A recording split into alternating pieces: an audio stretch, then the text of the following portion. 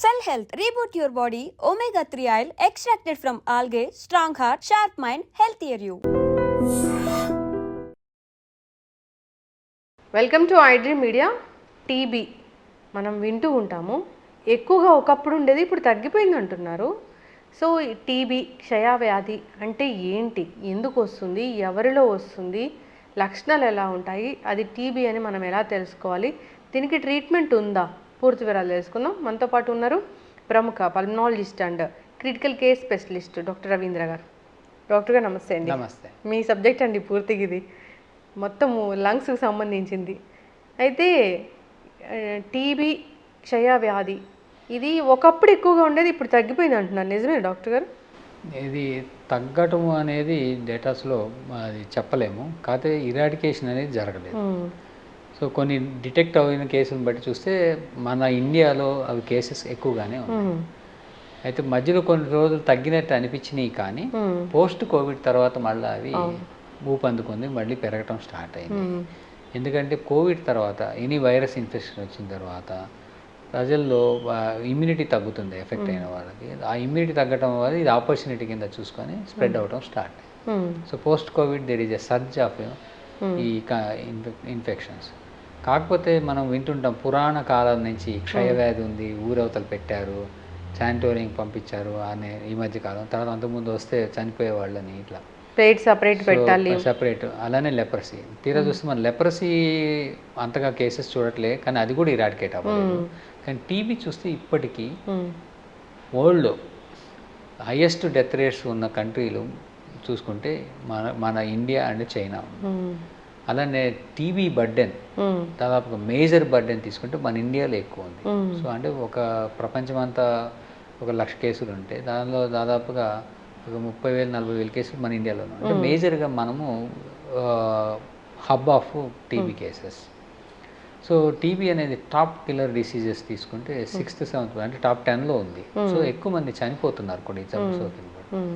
So ఒకటి ఏంటంటే దీన్ని ట్రీట్ చేయడానికి మందులు లిమిటెడ్గా ఉన్నాయి. 2 దాన్ని ట్రీట్ చేయడం కష్టం. 3 ఒకసారి గుర్తుపట్టడమే కష్టం. సో ఇవన్నీ ఉండటం వలన దాని గురించి మనం తీసుకోవాల్సిన అవసరం ఉంది. అయితే ఇలాంటి మొండి జబ్బులు అలానే ఎక్కువ నేషనల్గా హెల్త్ ఇష్యూస్ ఉన్న వాటికి గవర్నమెంట్ ఏం చేస్తుందంటే ఇనిషియేటివ్ తీసుకొని కంట్రోల్ ప్రోగ్రామ్స్ అని, ఇరాడికేషన్ ప్రోగ్రామ్స్ అని పెడతారు. ఇప్పుడు మీరు తీసుకుంటే కొంత మసూచి ప్రోగ్రామ్, కలరా ఇరాడికేషన్ ప్రోగ్రామ్, అలానే పోలియో ఇరాడికేషన్ ప్రోగ్రామ్. చూసుకుంటే కలరా వెళ్ళిపోయింది, పోలియో వెళ్ళిపోయింది. అట్లానే లెప్రసీ ఇరాడికేషన్, అలానే నేషనల్ ట్యూబర్కులోసిస్ కంట్రోల్ ప్రోగ్రామ్ ఎన్టీసీపీ అని పెట్టారు. దాన్ని రివైజ్ చేసి అది సరిగ్గా కంట్రోల్ అవ్వట్లేదు అని చెప్పి revised national tuberculosis control program అని పెట్టారు.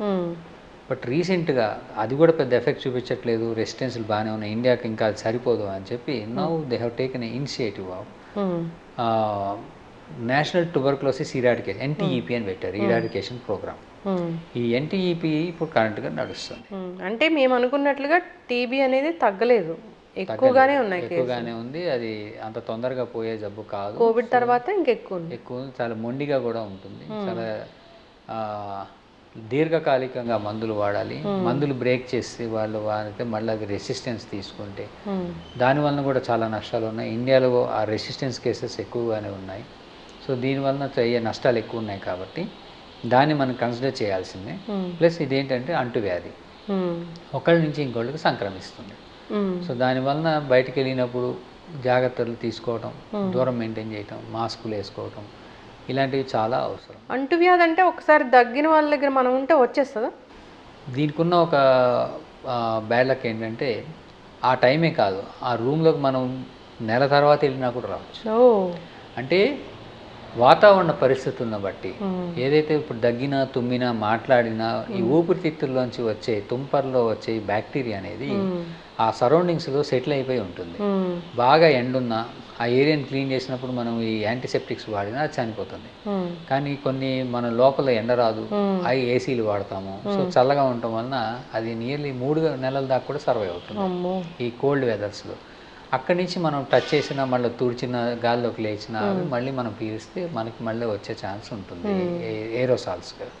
సో టీబీకి చాలా జాగ్రత్తలే తీసుకోవాలి. మేము ట్రీట్ చేసేటప్పుడు కూడా యూజువల్గా ఎవరైతే రిస్క్ ఉంటారో శానిటోరియన్స్ వాటిలో ఎవరైతే సిబ్బంది ఉంటారో వాళ్ళకు కూడా ఇది రిస్క్ ఉంటుంది, వచ్చే ఛాన్స్ ఉంటుంది. సో వాళ్ళకి కూడా రాకుండా మాస్కులు వాడటం, ట్రైనింగ్స్ ఇవ్వటం, పీరియాడికల్గా చెక్ చేసుకోవటం, వాళ్ళకి ఎక్స్పోజర్తో పాటు లీవ్ ఇవ్వటం. ఎందుకంటే పెయిడ్ లీవ్ ఇస్తారు 2 months, సో దట్ వాళ్ళకి ఇమ్యూనిటీ పెంచుకొని మళ్ళీ ఎక్స్పోజర్ తగ్గించుకొని బయటకు వస్తారు. ఇప్పుడు సర్ఫేస్ మీద ఉంటే అది టచ్ చేసినా అలా అలా వచ్చేస్తుందా? మన రెస్పిరేటరీ ట్రాక్లోకి వెళ్తే ఆరు ఓరల్ రూట్లోకి వెళ్ళినా అది మళ్ళీ మన బాడీలోకి ఎంటర్ అయితే రావచ్చు. అయితే టీబీ అనేది ఒక్క ఊపిరితిత్తులకే కాదు, బాడీలో ఉన్న ఏ అవయవ వ్యవస్థకైనా రావచ్చు. మన స్కిన్కి రావచ్చు, కళ్ళకి రావచ్చు, ఓరల్కి రావచ్చు, బోన్స్కి రావచ్చు, హార్ట్కి రావచ్చు, లివర్కి రావచ్చు, కిడ్నీకి రావచ్చు, బ్రెయిన్కి రావచ్చు, లింఫ్ నోడ్స్కి రావచ్చు. మీరు నేమే ఆర్గాన్, గోనాడ్స్, ఓవరీల్కి రావచ్చు, టెస్టిస్కి రావచ్చు, సో పేగులకు రావచ్చు, గట్ టీబీ. సో ఇట్లా మీరు చెప్పండి అవయవం దానికి వస్తుంది. వెరీ రేర్లీ రానిదంటూ లేదు. టీబీ అనే సోకనే అవయవం బాడీలో లేదు. ఇప్పుడు ఒక టీబీ వైరస్ లోపలికి వచ్చిందంటే అది ఏ అవయవాన్నైనా డ్యామేజ్ చేయొచ్చు. టీబీ బ్యాక్టీరియా, అది బ్యాక్టీరియా ఒకసారి లోపలికి వచ్చి అది ఏ అవయవాన్నైనా తీసుకోవచ్చు. కానీ మోస్ట్ కామన్గా అది ఎంట్రీ రూట్ ఏంటంటే ఒకటి ఇన్హలేషన్, ఊపిరితిత్తుల్లోకి వెళ్ళటం. 2 గట్లోకి, యూజువల్గా మిల్క్ ద్వారా వస్తుంది. మిల్క్ మనం కాగబెట్టి తాగుతాం, కానీ చాలా కంట్రీస్లో చాలా చోట్ల కాగబెట్టరు. సో ఈ గేదెలకి వాటికి కూడా కొన్ని బొవైన్ టీబీ అని ఉంటుంది. ఆ మిల్క్లోకి వచ్చినప్పుడు అది తాగితే మనకి గట్ టీబీ, అదర్ ప్రాబ్లమ్స్ వచ్చే ఛాన్స్ ఉంటుంది. సో కొన్ని స్కిన్కి వచ్చేవి బయట టచ్ చేస్తే వస్తాయి, స్విమ్మింగ్ పూల్స్లో వాటిల్లో ఉంటే వస్తుంది. సో అవి అటిపికల్ టీబీ అంటారు. స్కిన్ ఇన్ఫెక్షన్స్ బై టీబీ కూడా వస్తాయి. అంటే స్కిన్కి టీబీ వస్తే ఏం లక్షణాలు ఉంటాయి? పుళ్ళు పడతాయి, అల్సర్స్ వస్తాయి. సో స్పెసిఫిక్గా వాటిని చూసి బయాప్సీ కల్చర్స్ చేస్తే తెలుస్తుంది అన్నమాట. క్రానిక్గా ఒకసారి వస్తే అలా ఉంటూనే ఉంటాయి.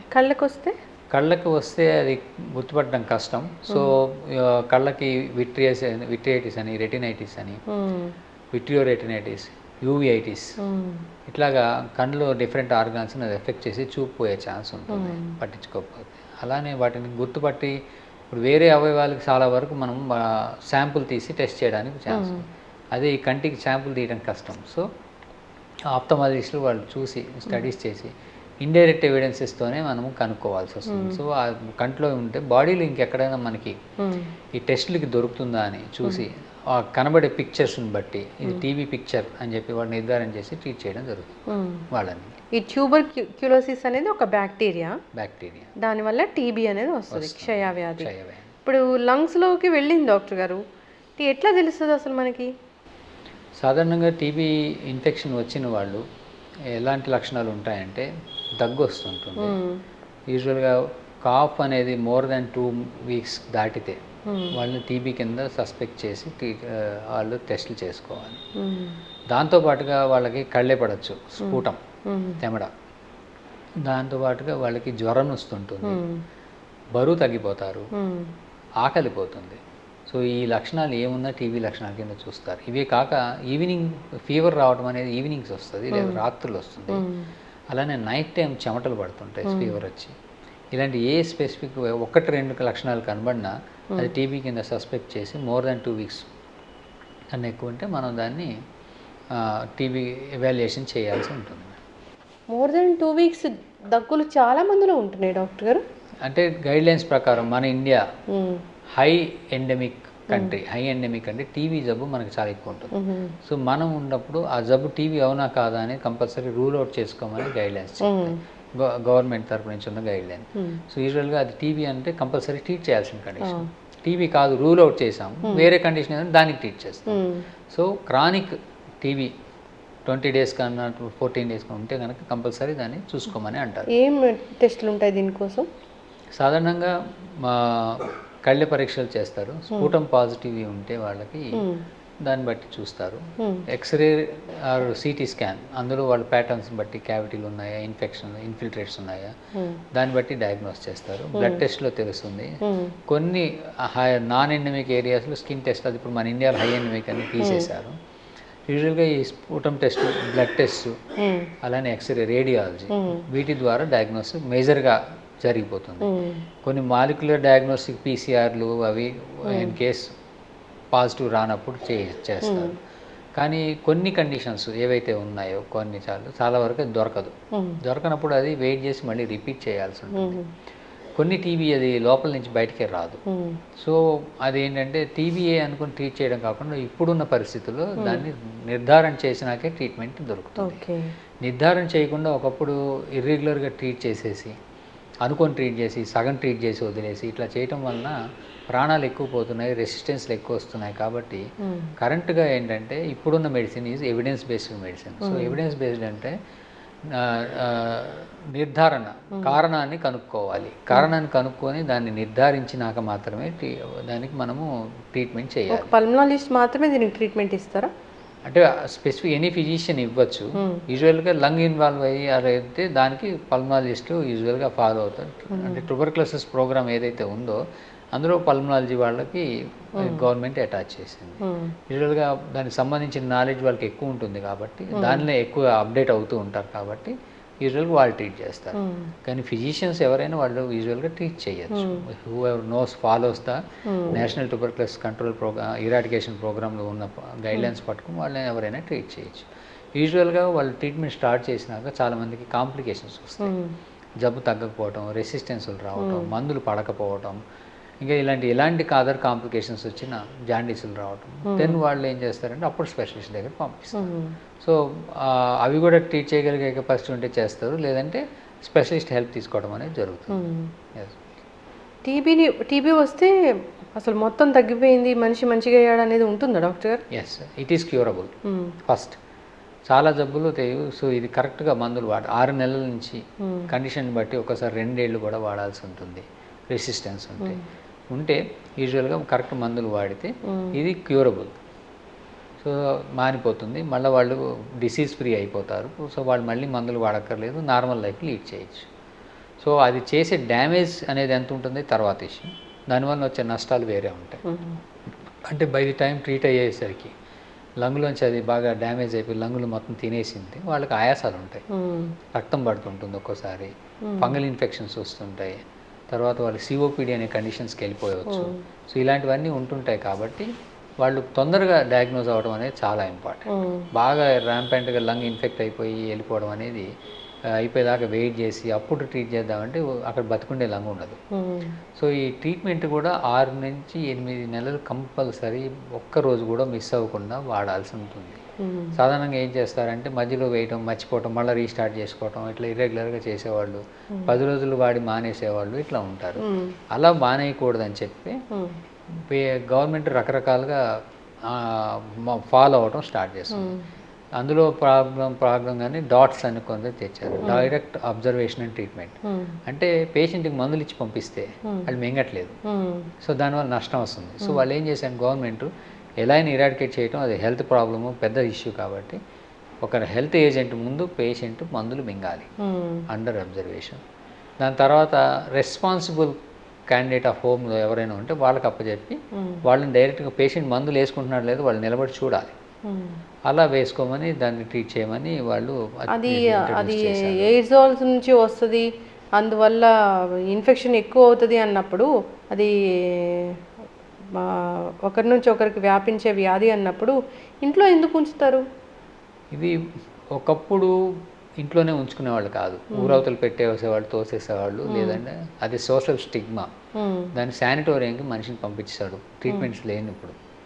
ఇప్పుడు అవసరమైన ట్రీట్మెంట్స్ అన్నీ అవైలబిలిటీ ఉన్నాయి, క్యూర్ కూడా ఉంది, డయాగ్నోస్టిక్ మొడాలిటీస్ చాలా పెరిగాయి, గవర్నమెంట్ ఫాలో అవుతుంది. సో ఇప్పుడు ఏంటంటే ఐసోలేషన్ ప్రికాషన్స్ అనేవి ఇచ్చి చెప్తారు. వాళ్ళంతా వాళ్ళ ఐసోలేషన్ ఎట్లా చేసుకోవాలి, బాగా లోడ్ ఉంది, దగ్గితే వైరస్ బ్యాక్టీరియా స్ఫుటంలో బాగా పాజిటివ్ ఉంది, వాళ్ళని 2 to 3 weeks 2 weeks మినిమంగా వర్క్ నుంచి ఆపేసుకోవటం. వర్క్కి వెళ్తే వాళ్ళు అక్కడంతా అంటిస్తారు, రూమ్లో ఐసోలేట్ అవ్వటం, ఫ్యామిలీ మెంబర్స్ నుంచి కూడా దూరం ఉండటం, మాస్క్ వేసుకోవటం, వాళ్ళు ఊమేసినవి వాటిని డీకంటామినేషన్ చేయటం, బ్లీచింగ్ వాటర్ వాడటం, వాటిని డిస్పోజ్ చేయటం, కంటామినేటెడ్ మెటీరియల్స్, మాస్క్స్, ఇవన్నీ ఇన్స్ట్రక్షన్స్ చెప్పి అట్లీస్ట్ 2 వీక్స్ తర్వాత మళ్ళీ చెక్ చేస్తారు. దాన్ని స్ఫుటం కన్వర్షన్ అంటారు. స్ఫుటం పాజిటివ్ నుంచి నెగిటివ్ ఎప్పుడైతే అయిందో ట్రీట్మెంట్లోకి వాళ్ళు సక్సెస్ తీసుకుంటున్నారు. వాళ్ళు ఫాలో అవుతూ ఈ ఐసోలేషన్ ప్రికాషన్స్ క్యాన్సిల్ చేస్తారు. ఇవన్నీ ఎవరు చెప్తారంటే ట్రీటింగ్ ఫిజిషియన్ మానిటర్ చేస్తూ వాళ్ళకి ఇన్స్ట్రక్షన్స్ ఇస్తారు. ఏదో TB center or treating physician ఎవరైతే ఫాలో అవుతున్నారో వాళ్ళు ఈ ఐసోలేషన్ ప్రికాషన్స్ చెప్తారు. ఈవెన్ అవసరమైతే వాళ్ళకి వర్క్ సంబంధించిన సర్టిఫికేట్ కూడా ఇస్తారు. They are not fit to come to the public areas. So అందువలన వీళ్ళని రెస్ట్ ఇవ్వడం జరిగింది, ఐసోలేషన్ ప్రికాషన్స్ ఇవ్వడం జరిగింది. అండ్ వన్స్ అది అవ్వగానే వాళ్ళకి మళ్ళీ ఫిట్ ఇచ్చి ఈవెన్ దో ట్రీట్మెంట్ అవుతున్నా జబ్బు పూర్తిగా పోకపోయినా వాళ్ళు స్ఫుటం నెగిటివ్ అయితే మళ్ళీ వాళ్ళు వర్క్ చేసుకోవచ్చు, బయటకు వెళ్ళచ్చు, ఐసోలేషన్ నుంచి బయటకు వచ్చేయచ్చు. టెస్ట్లు అనేవి ఉన్నాయి. అలానే ఇంట్లో ఉన్న వాళ్ళకి ఇప్పుడు జబ్బు వస్తే ఇంట్లో ఉండద్దు అని అడిగారు, కానీ వాళ్ళకి జబ్బు డయాగ్నోస్ అయ్యే టైంకి వాళ్ళ ఇళ్ళలో అందరితో కలిసే ఉంటారు. అవును. సో జబ్బు వచ్చింది వేరు, జబ్బు నిర్ధారణ టైం వేరు, ఈ రెండింటికి డిఫరెన్స్ ఉంటుంది. ఈ లోపల ఫ్యామిలీ మెంబర్స్ అందరూ ఎక్స్పోజ్ అవుతారు, ఫ్రెండ్స్ ఎక్స్పోజ్ అవుతారు, మీటింగ్లు ఎక్స్పోజ్. సో అందుకని ఏంటంటే ఎవరైతే కాంటాక్ట్స్ ఉన్నారో వాళ్ళని ఐసోలేట్ చేసి గవర్నమెంట్ వాళ్ళకు కూడా ట్రీట్మెంట్స్ ఇస్తుంది. సేమ్ కోవిడ్ లాగానే. ఎస్, ఇవన్నీ టీవీ నుంచి ఉన్నవే. కోవిడ్ మన అందరికి తెలిసింది కాబట్టి కొత్తగా అందరూ అనుకుంటున్నారు. బట్ మన మిగతా విషయాల్లో ఏంటంటే ఇవన్నీ ముందు నుంచే అందరికీ తెలుసు. Yes sir. అయితే డాక్టర్ గారు ఇప్పుడు ఒకరి నుంచి ఒకరికి వస్తుంది అది పక్కన పెడితే జనరల్గా ఎవరికి వస్తుంది ఇది? ఇది యాక్చువల్గా ఇమ్యూనిటీ సప్రెషన్ ఉన్న వాళ్ళకి ఎక్కువ వస్తుంది. ఇమ్యూనిటీ సప్రెషన్ ఉన్న వాళ్ళు ఎస్పెషల్లీ మనకి ఇండియాలో ఏంటంటే ఈ డయాబెటిక్ పేషెంట్స్, షుగర్ ఉన్న వాళ్ళకి చాలా ఎక్కువ వస్తుంది. అలానే మాల్ నరిష్మెంట్, సరిగా అన్నం తినరు, అంటే ఫుడ్ తినరు, కెలోరీస్ తీసుకోరు. సో ఇండియాలో మాల్ నరిష్మెంట్ అంటే చూడడానికి బాగుంటారు, బరువు ఉంటారు, కానీ they commander mall nourishment. Nutrition వల్ల అంటే వాళ్ళకి ఏదో ఒక డెఫిషియన్సీ ఉంటుంది, అందులో ఇమ్యూనిటీ సఫర్ అవుతుంది, వాళ్ళకి ఎక్కువ వస్తుంది. అలానే ఈ ప్రొఫెషన్స్ బట్టి కొంతమంది ట్రావెలింగ్లో ఉంటారు, కొంతమంది ఎక్కువ బయట మీటింగ్స్లో ఉంటారు, ఈ పబ్లిక్లో ఎక్కువ దాని వాళ్ళకి వస్తుంది.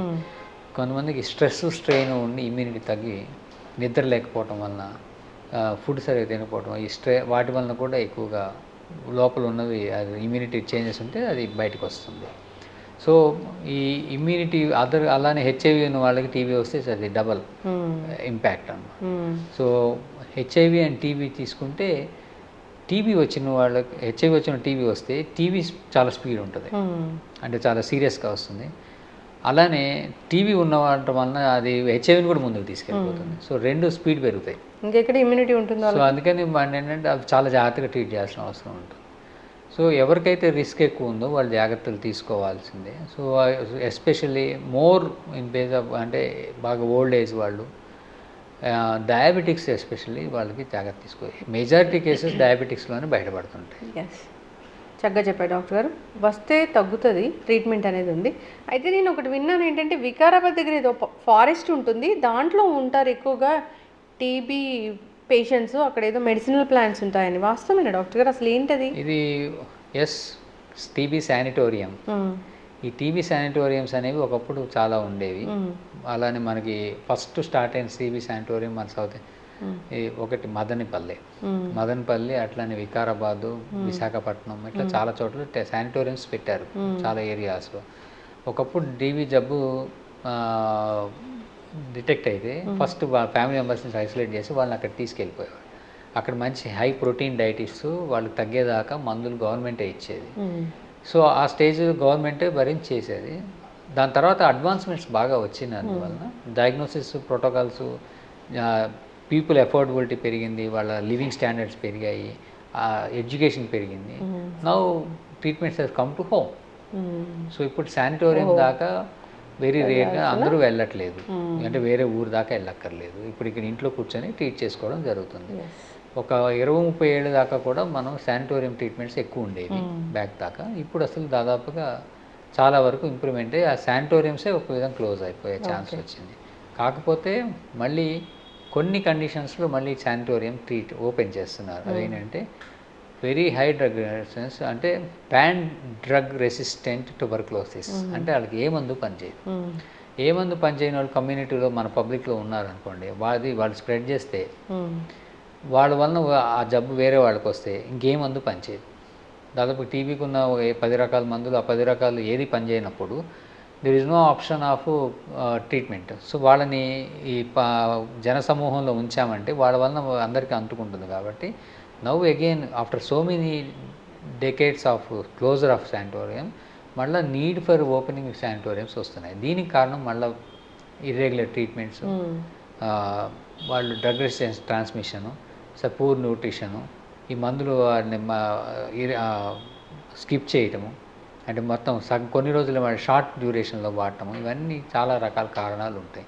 అలానే కొన్ని చోట్ల ఏం చేస్తారంటే నాకు చాలా డోస్ పడదు సార్, స్ట్రాంగ్ మందులు ఇవ్వకండి అని వాళ్ళే సగం డోస్ వేసుకుంటారు. So that's called insufficient dosage. బాడీకి తగ్గ డోస్ వేసుకోరు. దానివల్ల అది బ్యాక్టీరియా చనిపోకపోగా రెసిస్టెన్స్లు వస్తాయి. ఇలా రావటం వలన మళ్ళీ వాళ్ళని ఐసోలేట్ చేయాల్సిన అవసరం వస్తుంది. సో ఒకప్పుడు అయితే టీబీ శానిటోరియం కల్చర్ ఉండేది. ఆ కల్చర్ నుంచి మెల్లగా మనం హోమ్ ట్రీట్మెంట్కి వచ్చాం.